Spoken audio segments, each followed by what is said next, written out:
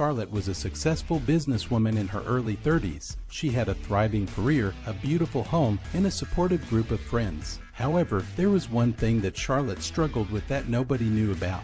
She had prosopagnosia, a condition that made it difficult for her to recognize faces. For Charlotte, every day was a struggle. She had to rely on other cues to recognize people, such as their clothing or hairstyle. She would often get lost in public places, unable to recognize familiar faces or find her way around. She avoided social situations as much as possible, worried about the embarrassment of not recognizing someone she should know. One day, Charlotte received an invitation to her high school reunion. She had been dreading this event for weeks, knowing that she would struggle to recognize her former classmates. However, something inside her told her that she needed to go. She had always been a competitive person, and the thought of not attending and missing out on the chance to show off her success was too much to bear. On the day of the reunion, Charlotte arrived at the venue feeling nervous. She had prepared for the event by studying old yearbook photos, hoping that she would be able to recognize at least some of her classmates. As she walked into the room, she was immediately overwhelmed by the sea of faces. She saw people laughing and hugging each other, but she couldn't tell who was who. Charlotte tried to keep a low profile, staying near the back of the room and avoiding eye contact with anyone.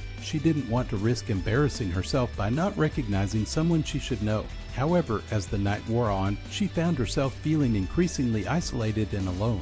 Then, something unexpected happened. A woman approached Charlotte, smiling warmly. "Charlotte, it's so good to see you," she exclaimed. Charlotte's heart raced as she tried to place the woman's face. She knew she had seen her before, but she couldn't remember where or when. The woman seemed to sense Charlotte's confusion and quickly added, "It's me, Jessica. We were in drama club together." Charlotte felt a wave of relief wash over her. She remembered Jessica. The two of them had spent countless hours rehearsing for school plays. They had been close friends at one point, but Charlotte hadn't thought about her in years. As the night went on, Charlotte found that Jessica was a lifeline for her. She helped Charlotte navigate the crowded room, introducing her to other classmates and filling in the gaps in her memory.